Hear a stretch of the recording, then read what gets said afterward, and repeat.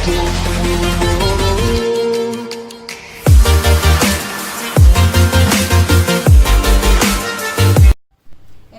നമസ്കാരം. യൂണിവേഴ്സൽ കോളേജിന്റെ ഓൺലൈൻ ക്ലാസ്സിലേക്ക് സ്വാഗതം. നമ്മൾ കഴിഞ്ഞ ദിവസം പഠിച്ചത് ജോഗ്രഫിയുടെ ഫസ്റ്റ് പാർട്ടാണ്. ഫസ്റ്റ് പാർട്ടിൽ എന്തൊക്കെ പഠിച്ചായിരുന്നു? Reason behind the seasons. അത് ഇത്രയും ടോപ്പിക്സ് നമ്മൾ എക്സ്പ്ലെയിൻ ചെയ്ത് ഡീറ്റെയിൽഡ് ആയിട്ട് പഠിച്ചു. അതിനുശേഷം നമ്മൾ പഠിച്ചത് equinox, summer solstice and winter solstice ആണ്. നമ്മളൊരു ടേബിൾ രീതിയിലാണ് പഠിച്ചത്. അപ്പോൾ ഞാൻ ഒന്നുകൂടെ പറയുകയാണ്, അതെന്ന് പറയുന്നത് വേണ്ടവർക്ക് ആ ഒരു രീതിയിൽ പഠിച്ചാൽ മതി, അല്ലാത്തവർ സെൻറ്റൻസ് വൈസ് ആയിട്ട് പഠിക്കുക. ഓക്കെ, അത് ഓർത്തിരിക്കാൻ വേണ്ടിയിട്ട് പറഞ്ഞൊരു ട്രിക്കാണ്.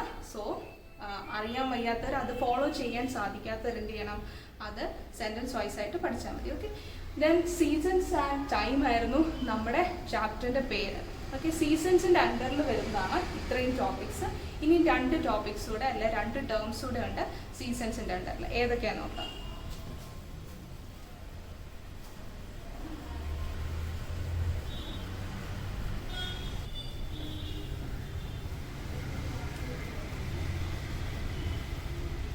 രണ്ട് ടോപ്പിക്സ് ഏതൊക്കെയാണെന്ന് നോക്കാം. ഉത്തരായനം ആൻഡ് ദക്ഷിണായനം.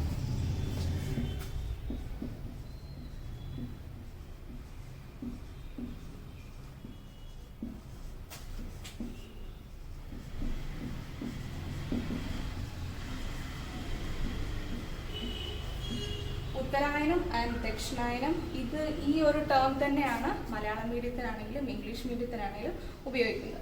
ഓക്കെ, ഉത്തരായനം എന്താണ്, ദക്ഷിണായനം എന്താണ്?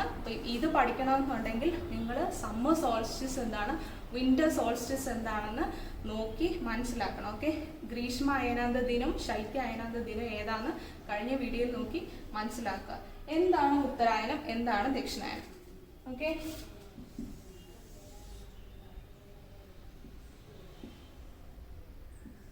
നമ്മൾ എർത്ത് കൺസിഡർ ചെയ്യുകയാണ്. So this is equator.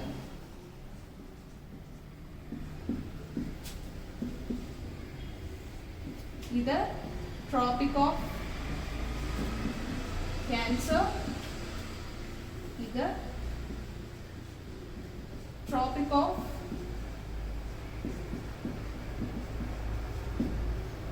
Capricorn. ഇത് ഉത്തരായന രേഖ, ഇത് ദക്ഷിണായന രേഖ.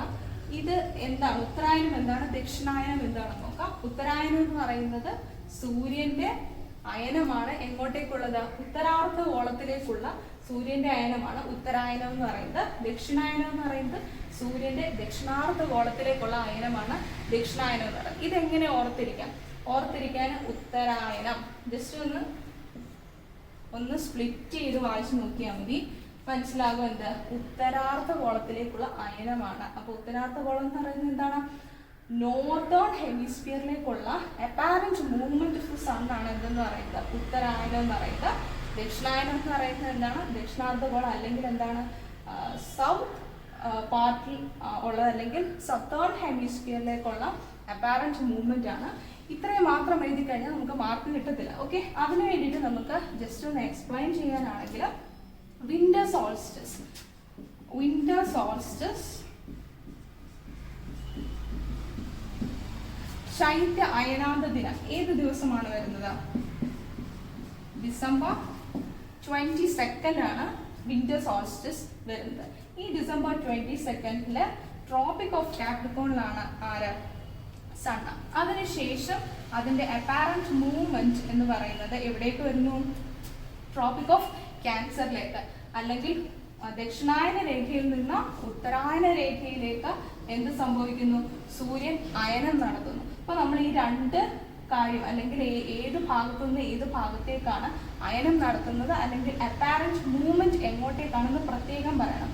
എന്നാണ് ഡിസംബർ 22 ശേഷം ട്രോപ്പിക് ഓഫ് ക്യാൻസറിലേക്ക് വരുന്നു. ഇതാണ് എന്തെന്ന് പറയുന്നത് ഉത്തരായനം എന്ന് പറയുന്നത്. അപ്പൊ ദക്ഷിണായനം എന്ന് പറയുന്നത് എന്താണ്? ജൂൺ 21 ആണ് എന്തെന്ന് പറയുന്നത്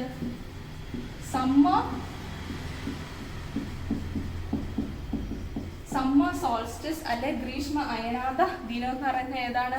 ജൂൺ 21 ആണ്. ജൂൺ 21 എവിടെ ആയിരിക്കും? അപ്പാരന്റ് പൊസിഷൻ എന്ന് പറയുന്നത് ട്രോപ്പിക് ഓഫ് ക്യാൻസറിലായിരിക്കും. അതിനുശേഷം എന്ത് സംഭവിക്കുന്നു? സണ്ണിന്റെ അപ്പാരന്റ് മൂവ്മെന്റ് എന്ന് പറയുന്നത് അങ്ങോട്ടേക്ക് മാറുന്നു. സോ ഇതിനെയാണ് നമ്മൾ എന്തെന്ന് പറയുന്നത്, ദക്ഷിണായനം എന്ന് പറയുന്നത്. ഇത്രയും കാര്യമേ ഉള്ളൂ. ഈ അപ്പാരന്റ് മൂവ്മെന്റ് ഓഫ് ദി സണ്ണിനെയാണ് ഏതൊക്കെ ഭാഗങ്ങളിലേക്ക്, southern hemisphere, northern hemisphere, northward apparent movement and southward apparent movement. ഇത്രയുമാണ് ഉത്തരായനത്തിൻ്റെ അകത്ത് ദക്ഷിണായനത്തിൻ്റെ അകത്ത് വരുന്നത്. ഓക്കെ, ഇതിനു ശേഷം നമ്മൾ അതിൻ്റെ അകത്തൊരു പോയിന്റ് പറയുന്നത് എന്താണെന്ന് വെച്ചാൽ March to September region. Okay, March to September region എന്ന് പറയുന്നത് എന്തായിരിക്കും, നോർത്തേൺ ഹെമിസ്ഫിയറിൽ ഡേയുടെ ഡ്യൂറേഷൻ എന്ന് പറയുന്നത് കൂടുതലായിരിക്കും. ഓക്കെ, ഇപ്പം നോർത്ത് പോളാർ റീജിയൻസിൽ എന്ത് സംഭവിക്കുന്നു, 6 months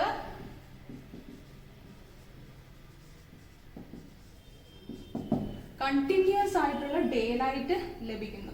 northern polar റീജിയൻസിൽ 6 months continuous ആയിട്ടുള്ള ഡേ ലൈറ്റ് ലഭിക്കുന്നു. അതിൻ്റെ അർത്ഥം എപ്പോഴും സൂര്യൻ പതിച്ചുകൊണ്ടിരിക്കുന്നു എന്നുള്ളതല്ല, നമുക്ക് രാത്രിയും പകലും വേണ്ടി സ്റ്റിൽ കണ്ടിന്യൂസ് ആയിട്ടുള്ള ഡേ ലൈറ്റ് ലഭിക്കുന്നു. ശേഷം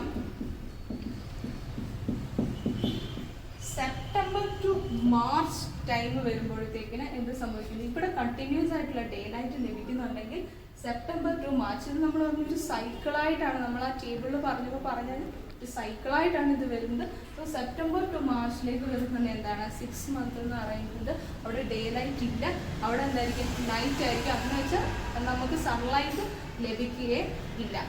എവിടെയാണ്, പോളാർ റീജിയൻസിലുള്ള കാര്യമാണ് നമ്മൾ പറഞ്ഞത്. സോ ഇത്രയും കാര്യമാണ് ഉത്തരായനം ദക്ഷിണായനത്തിൻ്റെ കീഴിൽ വരുന്ന കാര്യങ്ങൾ എന്ന് പറയുന്നത്. ഓക്കെ, അപ്പോൾ നമ്മൾ സീസൺസിൻ്റെ അണ്ടറിലുള്ള ടോപ്പിക്സ് മുഴുവൻ പഠിച്ചു. ഇനി നെക്സ്റ്റ് എന്ന് പറയുന്നത് ടൈമാണ്.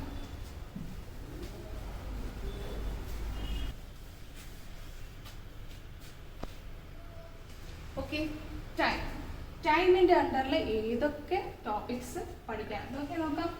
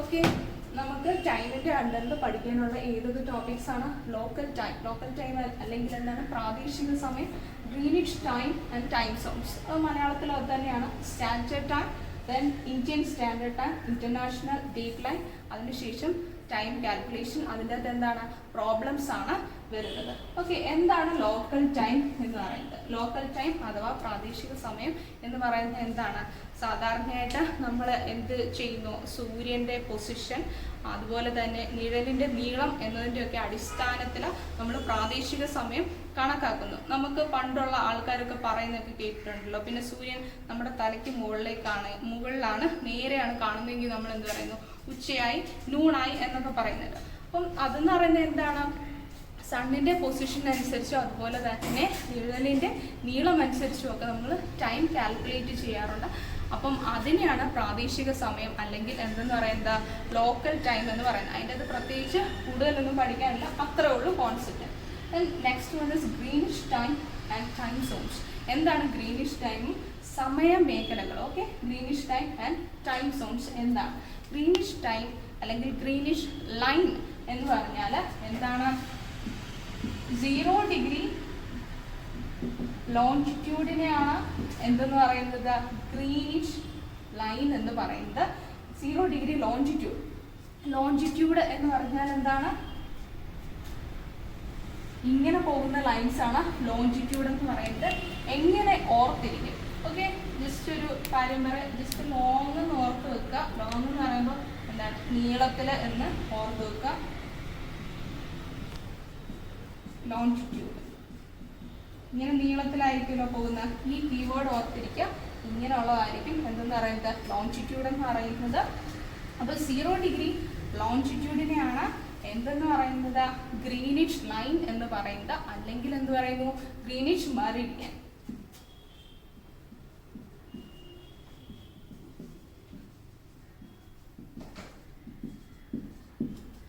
ഈ ഗ്രീനിഷ് ലൈൻ അല്ലെങ്കിൽ ഗ്രീനിഷ് മെറിഡിയൻ യൂസ് ചെയ്തിട്ടാണ് നമ്മൾ ലോകത്തിലുള്ള എല്ലാ ടൈമും നമ്മൾ കാൽക്കുലേറ്റ് ചെയ്യുന്നത്. അപ്പോൾ നമ്മുടെ ഒരു ബേസ് രേഖ എന്ന് പറയുന്നത് ആരാണ് ഗ്രീനിഷ് മെറിഡിയൻ ആണ്. അതുകൊണ്ട് തന്നെ നമ്മൾ ഇതിനെ എന്തെന്ന് പറയുന്നു ഒരു പേരൂടെ ഉണ്ട്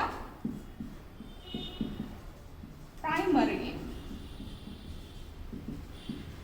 ഓക്കെ, രണ്ട് പേരിലാണ് അറിയപ്പെടുന്നത് ഗ്രീനിഷ് മെറിഡിയൻ അഥവാ പ്രൈം മെറിഡിയൻ എന്നറിയപ്പെടുന്നത്. എന്തുകൊണ്ടാണ് പറയുന്നത് ഇതിന്റെ ബേസിലാണ് നമ്മൾ ലോകത്തുള്ള ബാക്കി എല്ലാ ടൈമും നമ്മൾ കാൽക്കുലേറ്റ് ചെയ്യുന്നത്. ഇത് എന്തുകൊണ്ടാണ് ഈ പേര് വന്നത് ഗ്രീനിച്ച് എന്ന് പറയുന്ന സ്ഥലത്ത് എന്താണ് ബ്രിട്ടീഷ് റോയൽ ഒബ്സർവേറ്ററി ഉണ്ട്. അവിടെയുള്ള ലൈനിനെയാണ് ഇമാജിനറി ലൈൻസ് ആണല്ലോ ഇതെല്ലാം, അവിടെയുള്ള ലൈനിനെയാണ് നമ്മൾ ബേസ് ആയിട്ട് ഒരു ബെഞ്ച് മാർക്ക് പോലെ ബേസ് രേഖയായിട്ട് നമ്മൾ കൺസിഡർ ചെയ്യുന്നത്. 0 ഡിഗ്രി ലോഞ്ചിറ്റ്യൂഡ് ആയിരിക്കും greenish Meridian or prime Meridian. So ഇവിടെയുള്ള ലോക്കൽ ടൈമിനെയാണ് എന്തെന്ന് പറയുന്നത് ഗ്രീനിഷ് മീൻ ടൈം.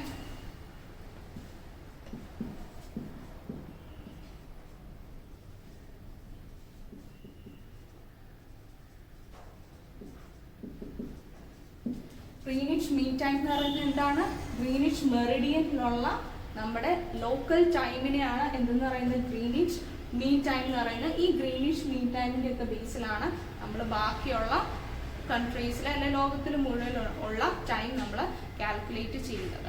ഓക്കെ, ഇത്രേ ഉള്ളൂ Greenwich time. Then time zones എന്താണ്? അപ്പോൾ ഇതിൻ്റെ അടിസ്ഥാനത്തിൽ നമ്മൾ വേൾഡിനെ എന്താണ് 24 ടൈം സോൺസ് ആയിട്ട് 24 ടൈം സോൺസ് ആയിട്ട് നമ്മൾ തിരിച്ചിട്ടുണ്ട്, ഡിവൈഡ് ചെയ്തിട്ടുണ്ട്. ഈ 24 ടൈം സോൺസ് എന്ന് പറയുന്നത് എന്താണ് 1 അവറിന്റെ ഡിഫറൻസ് ആയിരിക്കും വരുന്നത്. ഓക്കെ, 1 അവർ ഡിഫറൻസിൽ 24 ടൈം സോണുകളായിട്ട് തിരിച്ചിട്ടുണ്ട്. ഇത്രയുമാണ് Greenwich time and time zones എന്ന് പറയുന്നത്. Next is standard time.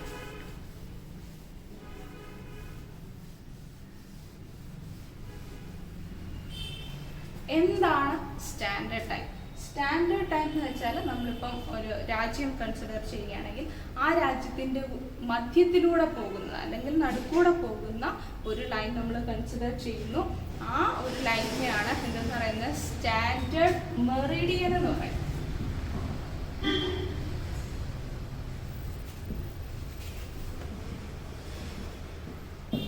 ഒരു രാജ്യം കൺസിഡർ ചെയ്യുകയാണെങ്കിൽ അതിന്റെ നടുക്കൂടെ പോകുന്ന ലൈനെ നമ്മൾ സ്റ്റാൻഡേർഡ് മെറിഡിയൻ എന്ന് പറയും. ഈ സ്റ്റാൻഡേർഡ് മെറിഡിയനിലുള്ള ലോക്കൽ ടൈമിനെ അല്ലെങ്കിൽ പ്രാദേശിക സമയത്തിനെയാണ് എന്തെന്ന് പറയുന്നത് സ്റ്റാൻഡേർഡ് ടൈം എന്ന് പറയുന്നത്. അപ്പോൾ ഈ സ്റ്റാൻഡേർഡ് ടൈം ആയിരിക്കും നമ്മൾ ആ രാജ്യത്തെ ടോട്ടലായിട്ടുള്ള അല്ലെങ്കിൽ ആ രാജ്യത്തിൻ്റെ ടൈമിനെ നമ്മൾ അടിസ്ഥാനമാക്കി പറയുന്നത്. ആ രാജ്യത്തിൻ്റെ സമയം മുഴുവൻ അങ്ങനെയാണ് പറയുന്നത്. അപ്പോൾ ഒരു രാജ്യത്തിന് പല സ്റ്റാൻഡേർഡ് ടൈമുകൾ നമുക്ക് കൺസിഡർ ചെയ്യാനായിട്ട് സാധിക്കും. എങ്ങനെ വെച്ചാൽ ലോഞ്ചിറ്റ്യൂഡിന് എക്സ്റ്റെൻഡ് അതിൻ്റെ ഒരു വ്യാപ്തി എന്ന് പറയുന്നത് ഒരുപാട് കൂടുതലുണ്ടെങ്കിൽ ഒരു രാജ്യത്തിൻ്റെ കൂടുതലാണെങ്കിൽ ഒരു നമ്മൾ സ്റ്റാൻഡേർഡ് ടൈം അല്ല ഉപയോഗിക്കുന്നത്, പല സ്റ്റാൻഡേർഡ് ടൈംസും ഉപയോഗിക്കാറുണ്ട്. ലൈക്ക് ഇപ്പം US, ഫ്രാൻസ് അവിടെയൊക്കെ എങ്ങനെയാണ് പല സ്റ്റാൻഡേർഡ് ടൈംസ് ആയിരിക്കും ഉപയോഗിക്കുന്നത്. ഓക്കെ, ഇപ്പോൾ സ്റ്റാൻഡേർഡ് മെറിഡിയൻ എന്ന് വെച്ചാൽ മനസ്സിലായല്ലോ. ദെൻ സ്റ്റാൻഡേർഡ് മെറിഡിയനുള്ള ലോക്കൽ ടൈമിനെയാണ് എന്തെന്ന് പറയുന്നത് സ്റ്റാൻഡേർഡ് ടൈം എന്ന് പറയുന്നത്. ഇത് പല രാജ്യങ്ങൾക്കും ചില രാജ്യങ്ങൾക്ക് എന്താണ് പല സ്റ്റാൻഡേർഡ് ടൈമുകൾ നമുക്ക് കിട്ടും. ഓക്കെ, ഇനി എന്താണ് ഇന്ത്യൻ സ്റ്റാൻഡേർഡ് ടൈം? ഓക്കെ,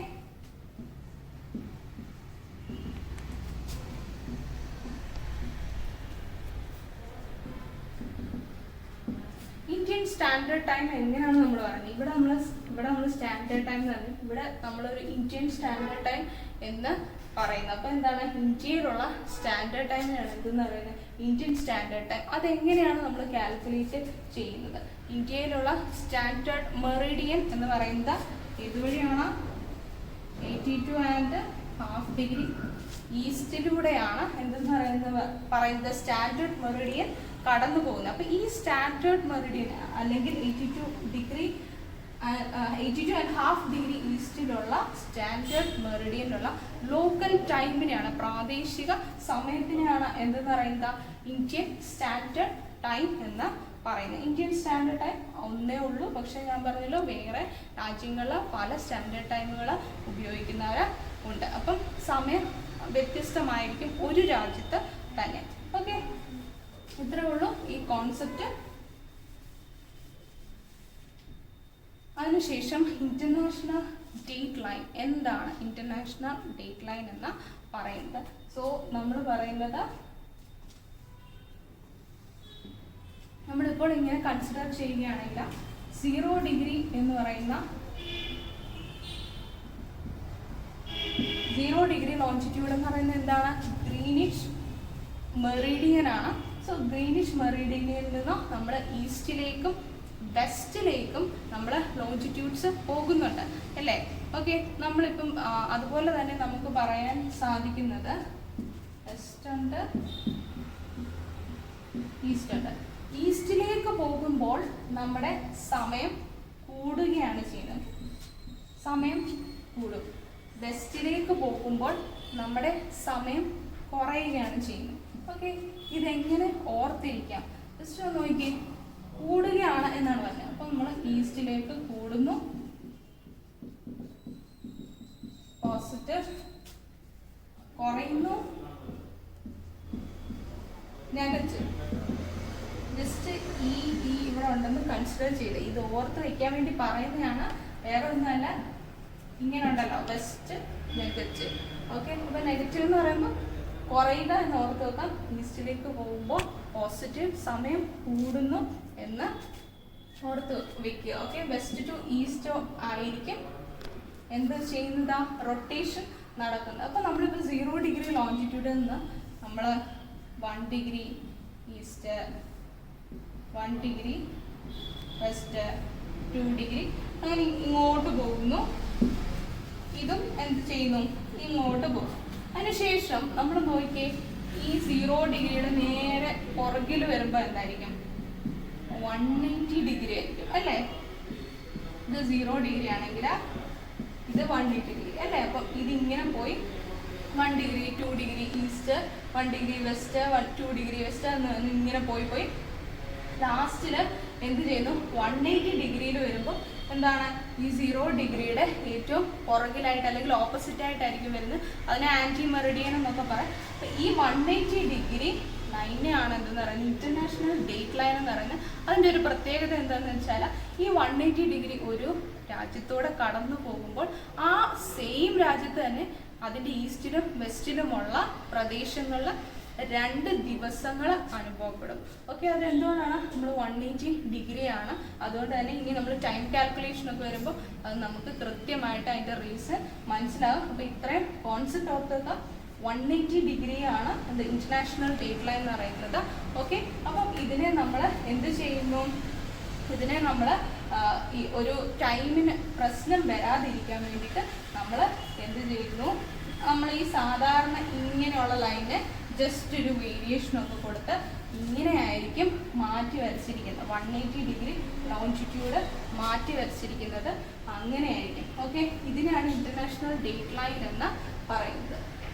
അത് വെസ്റ്റിലേക്ക് പോകുമ്പോൾ ടു വെസ്റ്റ് എന്ന് പറയുമ്പോൾ 1 ഡേ ഗെയിൻ ചെയ്യുകയും ഈസ്റ്റ് എന്ന് പറയുമ്പോൾ 1 ഡേ ലോസ് ചെയ്യുകയൊക്കെ ചെയ്യുന്നു. അപ്പോൾ ടൈമിന് ഒരു അഡ്ജസ്റ്റ്മെൻറ്റ് വരാൻ വേണ്ടിയിട്ട്, അല്ലെങ്കിൽ ഒരു രാജ്യത്തിൽ തന്നെ 2 ഡേയ്സ് ഒക്കെയാണ് വരുന്നത്. സോ അതിന് വേണ്ടിയിട്ട് നമുക്ക് ഒരു അഡ്ജസ്റ്റ്മെൻറ്റിന് വേണ്ടിയിട്ടാണ് എന്താണ് ഇന്റർനാഷണൽ ഡേറ്റ് ലൈന് നമ്മൾ കൺസിഡർ ചെയ്യുന്നത്. പസഫിക് ഓഷ്യനിലുള്ള ആ ഒരു പ്രദേശത്താണ് ഇത് ഇന്റർനാഷണൽ ഡേറ്റ് ലൈന് വരുന്നത്. എന്താണ്? 180 ഡിഗ്രി ആണ് ഇതിൻ്റെ എന്തെന്ന് പറയുന്നത് ഡിഗ്രി എന്ന് പറയുന്നത്. ഇനി നെക്സ്റ്റ് ഉള്ളത് ടൈം കാൽക്കുലേഷൻ ആണ്.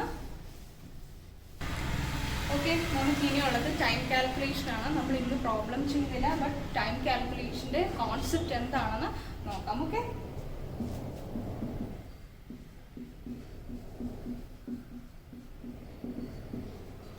ടൈം ടൈം കാൽക്കുലേഷൻ അതിൻ്റെ അകത്ത് നമുക്ക് വേണ്ട ഒരു കോൺസെപ്റ്റ് അല്ലെങ്കിൽ നമുക്ക് അറിയാവുന്ന ഒരു കോൺസെപ്റ്റാണ് ഞാൻ പറയുന്നത്. റൊട്ടേഷൻ അഥവാ ഭ്രമണം. ഓക്കെ, റൊട്ടേഷൻ അഥവാ ഭ്രമണം എന്ന് പറയുന്നത്, ഈ റൊട്ടേഷൻ എന്ന് പറയുന്നത് എന്താണ്?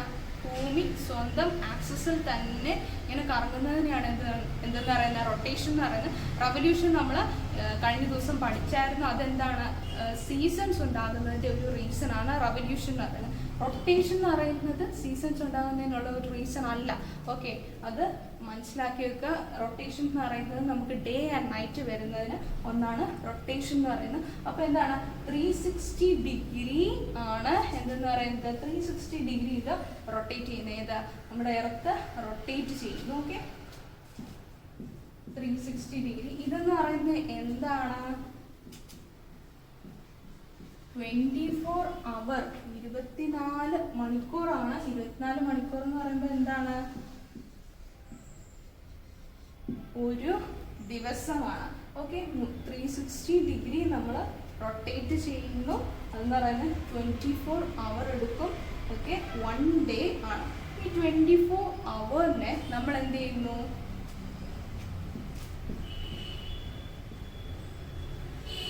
into 60 ചെയ്യുമ്പോൾ എന്ത് വരുന്നു? മിനിറ്റിലായിട്ട് വരുന്നു. ഓക്കെ, 14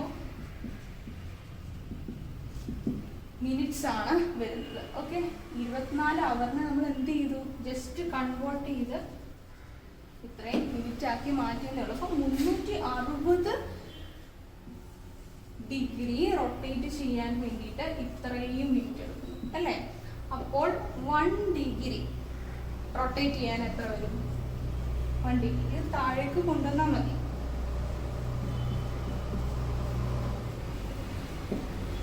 കൊണ്ട് ഡിവൈഡ് ചെയ്യുമ്പോൾ എത്ര വരും? 4 മിനിറ്റ് വരും. സോ നമ്മൾ ഇനിയപ്പം പഠിക്കുന്ന ടൈം കാൽക്കുലേഷന് വേണ്ട ഒരു കോൺസെപ്റ്റാണ് ഈ 4 മിനിറ്റ് എന്ന് പറയുന്ന കാര്യം. പിന്നെ ഒരു കാര്യം കൂടെ മെയിനായിട്ട് നമ്മൾ ഓർത്ത് വെക്കേണ്ടത് എന്താണെന്ന് വെച്ചാൽ, അപ്പോൾ ഇത് മനസ്സിലായല്ലോ, 360 ഡിഗ്രിയാണ് റൊട്ടേഷൻ വരുന്നത്. റൊട്ടേഷൻ വരുമ്പോൾ 24 അവർ അല്ലെങ്കിൽ 1 ഡേ, ഒരു ദിവസമാണ്.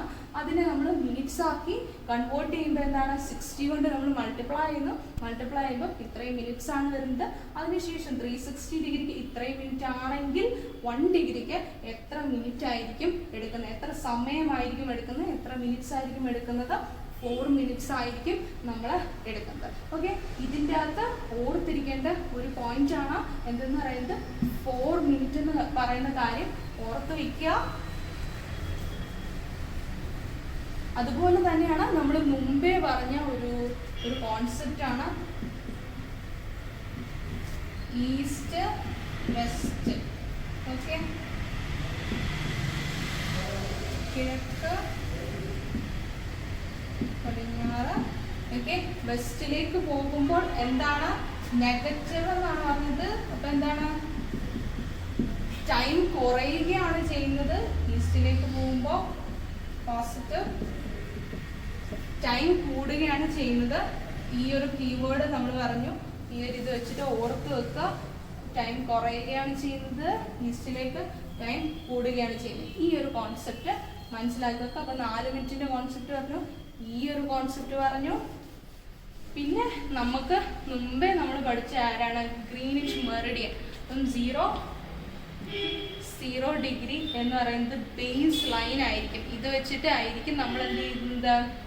കണക്കിന് നമുക്ക് ഈ 0 ഡിഗ്രി വെച്ചിട്ട് വേണം ചെയ്യാൻ. അപ്പോൾ ഈ 0 ഡിഗ്രിയെ നമ്മൾ മറക്കരുത്. ബേസ് ലൈനായിട്ടുള്ള കൺസിഡറേഷൻ ആയിരിക്കും വരുന്നത്. ഓക്കെ, ഇത്രയും കാര്യങ്ങളാണ് നമ്മൾ മെയിനായിട്ട് ഓർത്തിരിക്കേണ്ടത്. ഇപ്പം ജസ്റ്റ് ഇപ്പം 0 ഡിഗ്രി കൺസിഡർ ചെയ്യുന്നു. 1 degree east, 1 degree west, 2 degree east, 2 degree west. ഇങ്ങനെ വന്നു കഴിഞ്ഞാൽ നമ്മൾ ഇപ്പം 0 ഡിഗ്രിയിൽ, ഓക്കെ, 0 ഡിഗ്രിയിൽ നമ്മുടെ ടൈം എന്ന് പറയുന്നത് ഇപ്പം 7 മണി ആണെന്ന് വെച്ചോ. 7 മണിയാണെങ്കിൽ 1 ഡിഗ്രിയിൽ വരുമ്പോൾ എത്ര മണിയായിരിക്കും? 2 ഡിഗ്രിയിൽ വരുമ്പോൾ എത്ര ആയിരിക്കും? ഇവിടെയും എങ്ങനെ ആയിരിക്കും എന്നാണ് നമ്മുടെ ക്വസ്റ്റ്യൻ വരുന്നതെന്ന് വെച്ചോ. എങ്ങനെ നമ്മൾ കാൽക്കുലേറ്റ് ചെയ്യും? നമ്മൾ പറഞ്ഞു 1 ഡിഗ്രി ചെരിയാൻ എടുക്കുന്നത് 4 മിനിറ്റ് ആണ് എന്ന് പറഞ്ഞു. സോ അപ്പം 7 മണിയുടെ കൂടെ 4 മിനിറ്റ് കൂടെ എന്ത് ചെയ്യും? കൂടും.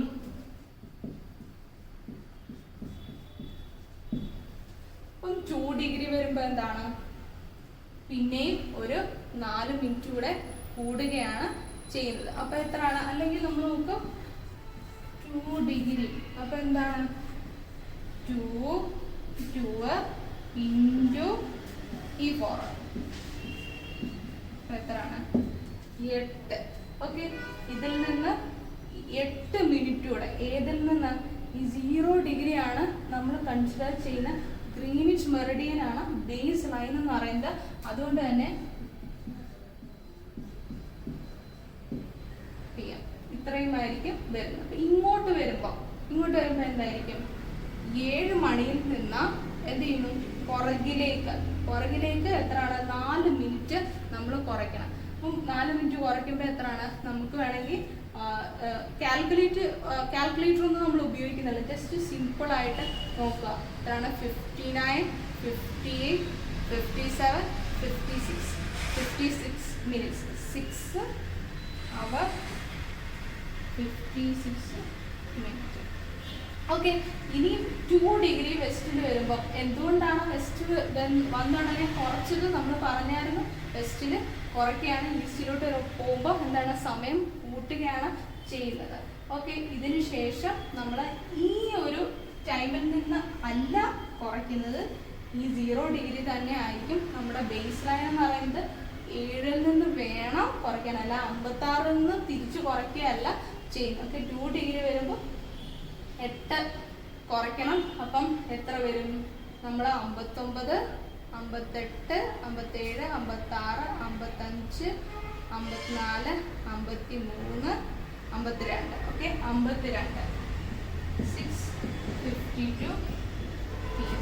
ഇതാണ് ഇവിടെ വരുന്നത്. അപ്പം ഒരിക്കലും ഈ ഒരു ഭാഗത്തുനിന്ന് കുറയ്ക്കരുത്. അങ്ങനെ വെച്ചാൽ അതിന് മുമ്പിലുള്ളതെന്ന് കുറയ്ക്കരുത്. 0 ഡിഗ്രി വെച്ചിട്ട് ബേസ് വെച്ചാണ് നമുക്ക് പറഞ്ഞിട്ടുള്ളത്. അപ്പം 0 ഡിഗ്രി നമ്മുടെ ബേസ് ലൈനിലുള്ള ഏത് ടൈമാണ് ഇതിൽ നിന്ന് വേണം നമ്മൾ എന്ത് ചെയ്യാനാ? കുറയ്ക്കാൻ. എങ്കിലേ നമുക്ക് കറക്റ്റ് ആയിട്ടുള്ള ഉത്തരം കിട്ടുന്നത്. അപ്പം ഇതാണ് ഇതിൻ്റെ ഒരു ബേസ് ആയിട്ടുള്ള കാര്യം. ഇനിയും വരുന്ന പ്രോബ്ലംസ് എന്ന് പറയാൻ കുറച്ചുകൂടെ എന്തായിരിക്കും? ടൈറ്റ് ആയിട്ടുള്ള പ്രോബ്ലംസ് ആയിരിക്കും. പക്ഷെ ഓർത്ത് വയ്ക്കേണ്ട കുറച്ച് കോൺസെപ്റ്റ് ഉണ്ട്. ഏതൊക്കെയാണ്? ഇത് ഈസ്റ്റിലേക്ക് പോകുമ്പോൾ ടൈം കൂടുന്നു, വെസ്റ്റിലേക്ക് പോകുമ്പോൾ ടൈം കുറയുന്നു, പിന്നെ 4 മിനിറ്റ്സ് നമ്മുടെ 0 ഡിഗ്രി. ഇത്രയും കാര്യമാണ് ടൈം കാൽക്കുലേഷൻ്റെ അകത്ത് പറയുന്നത്. അപ്പം നമ്മുടെ ടോപ്പിക്സും നമ്മുടെ ചാപ്റ്ററും ഏകദേശം വൈൻഡപ്പ് ചെയ്യാനുള്ള സമയം. ദെൻ ടൈം കാൽക്കുലേഷൻ്റെ ഇനിയും കുറച്ച് പ്രോബ്ലംസും കൂടെ ഉണ്ട്. ഇത്രയുമാണ് നമ്മൾ എന്തിൻ്റെ അകത്ത്? ടൈമിൻ്റെ അണ്ടറിൽ പഠിക്കുന്ന ടോപ്പിക്സ്. ഇത്രയേ ഉള്ളൂ. ഈ കാര്യങ്ങളെല്ലാം മനസ്സിലാക്കി വെക്കുക. അപ്പം ഇന്നത്തോടുകൂടി ഇത് കഴിഞ്ഞു. ഇനി ടൈം കാൽക്കുലേഷനാണ്. അതിന് മുമ്പ് ഈ സംഭവങ്ങളെല്ലാം നോക്കി വെക്കണം. ഈ പറഞ്ഞ ടോപ്പിക്സും ടിപ്സും എല്ലാം മനസ്സിലാക്കി വെക്കുക. ഓക്കെ, ഇന്നത്തെ ക്ലാസ് കഴിഞ്ഞു. നന്ദി.